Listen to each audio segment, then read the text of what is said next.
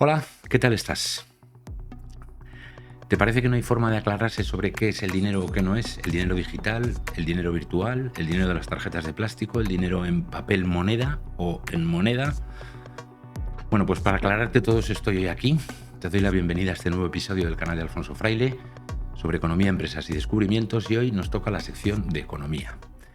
En primer lugar, siempre me ha resultado curioso que cuando los economistas académicos definen el dinero o sus características, lo que hacen es decir que es fiduciario. Y digo que me resulta curioso porque en realidad cualquier producto tangible o servicio es fiduciario, que no significa otra cosa que se basa en la confianza. Antiguamente se decía que se basa en la confianza de que el Banco Central de un determinado país tiene reservas de oro en lingotes físicos almacenados en un sitio secreto, cosa que tiene varios inconvenientes que luego te voy a mencionar. Pero resulta que todos los productos y todo lo que hacemos y el intercambio de actividades está basado en la confianza en mayor o menor medida.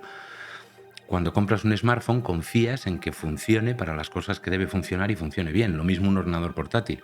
¿Qué decir si se trata de un coche? Confiamos en que el fabricante lo haya hecho bien para evitar sustos o accidentes.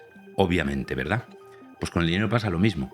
Confiamos en que haya una reserva. Pero lo más importante, y acuérdate de que se trata de un canal en el que te explico los conceptos de las cosas, es que a nivel conceptual lo único que es necesario que exista detrás de ese papel que emite una entidad, sea oficial y gubernamental, semigubernamental o privada, es que haya algo detrás que lo respalde. Y ese algo sí debe ser algo medible, ni siquiera tangible, medible.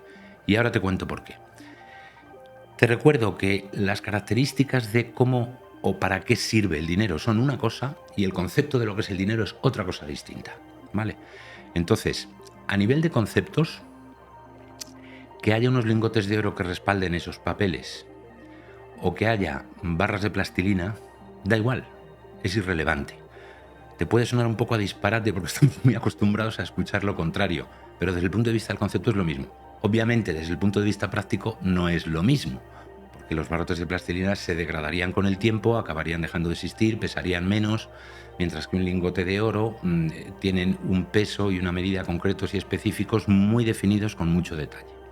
Ahora bien, primer inconveniente, ningún solo gobierno que yo sepa, con poquísimas excepciones hace cientos de años, ha dejado que ningún auditor externo entre en sus cámaras para corroborar que si dice que tiene 2 millones de lingotes, efectivamente ahí hay 2 millones de lingotes. Nadie lo ha comprobado.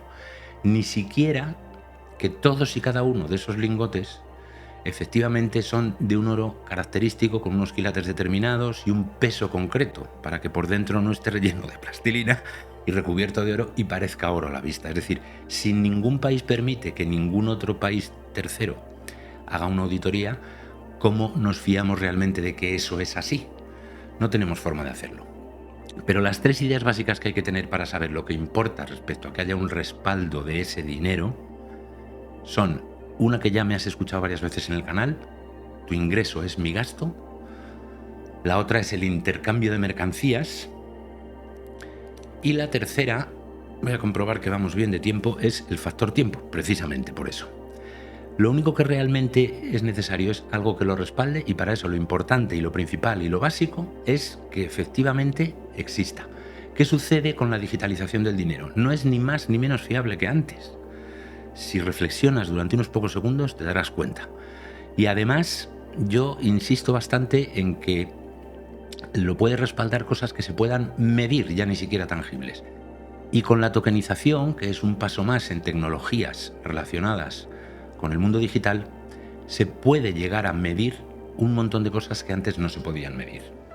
Así que ya te hablé de las funciones, y si quieres saber más, aquí tienes este vídeo del canal en el que te explico las funciones del dinero. Dale clic ahí para que puedas ponerte en contexto antes del siguiente. Que te vaya muy bien. Chao.